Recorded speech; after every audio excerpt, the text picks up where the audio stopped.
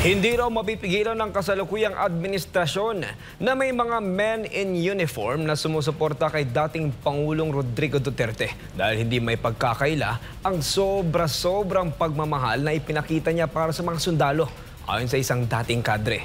Samantala, Armed Forces of the Philippines may sagot na sa kumakalat na dokumento na ipinagbabawal daw nila ang mga sundalo pati ang kanilang mga pamilya na sumausaw sa politika gamit ang social media. Si Almar Forzuelo magbabalita live. Almar, magandang gabi.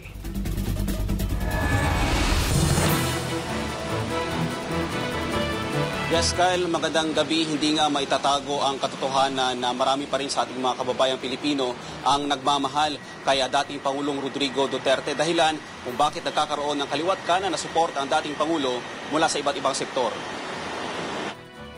Usap-usapan ngayon sa social media ang post na ito ng political vlogger na si Joey De Vivre, kung saan makikita sa screenshot ang kopya ng memo na ibinaba umano ng Armed Forces of the Philippines o AFP at ng 10th Infantry Division of Philippine Army. Nag-uutos daw kasi ito sa mga sundalo na huwag nang sumausaw pa sa mga nangyayari sa politika gamit ang social media. Sa umanong utos, damay na rin ang kanilang mga pamilya. Ang naturang post ay kasunod ng mga aligasyon na marami na umanong nag-resign na men in uniform dahil sa iligal na pag-aresto ng mga otoridad kay dating Pangulong Rodrigo Duterte. Ngunit sa naunang pulong balitaan, malinaw na sinabi ng AFP na hindi daw tamang lugar ang social media para ipahayag ang mga saloobin ng mga sundalo sa kasalukuyang administrasyon at malinaw din daw ang nakasaad sa konstitusyon.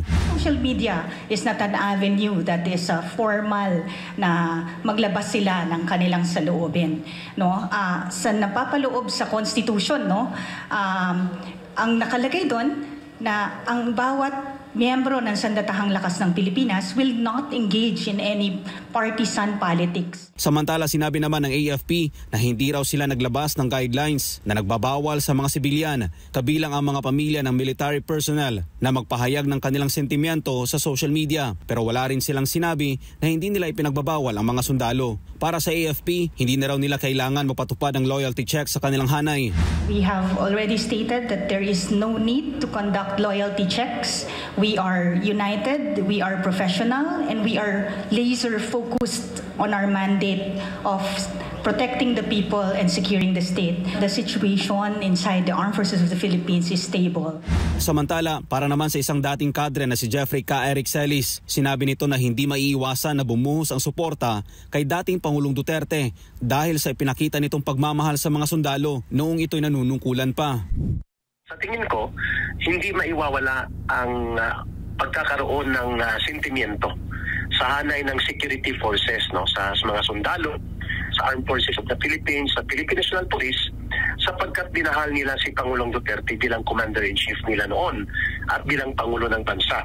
Pangalawa, hindi din po may pagkakaila na kahit pa sabihin na dapat non-involvement to the political issues ang patakaran sa loob ng organisasyon ng AFP at PNP, mayroon pong saloobin at sentimiento ang mga sundalo at kapulisan sapagkat sila po ay mga tao rin, mamamayan din po sila at hindi sila insulated na hindi nila makita ang nagaganap sa ating lipunan. Malinaw din anya para kay Ka Eric na karamihan sa mga Pilipino ngayon ay nagkakaisa at naniniwalang iligal ang pagkakaaresto kay dating Pangulong Duterte.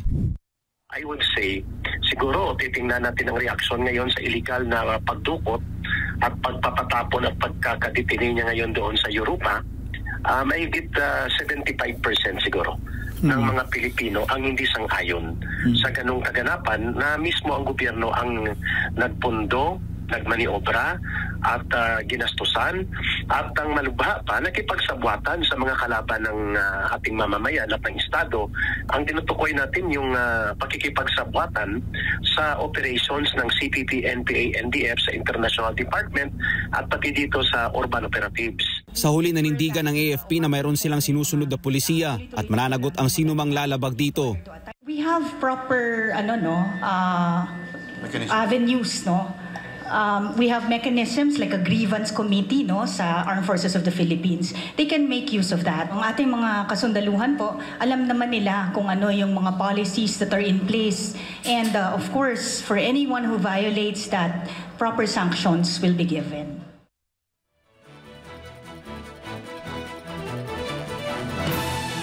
Yes, Kyle, nilinaw din ng AFP na ang pagbisita ni General Browner sa mga units ay walang halong politika. Bagkos, ito ay nakatuon sa pagbibigay ng importansya sa pagiging profesional nila at pagiging disiplinado sa mga sinumpaan na tungkulin ng mga sundalo.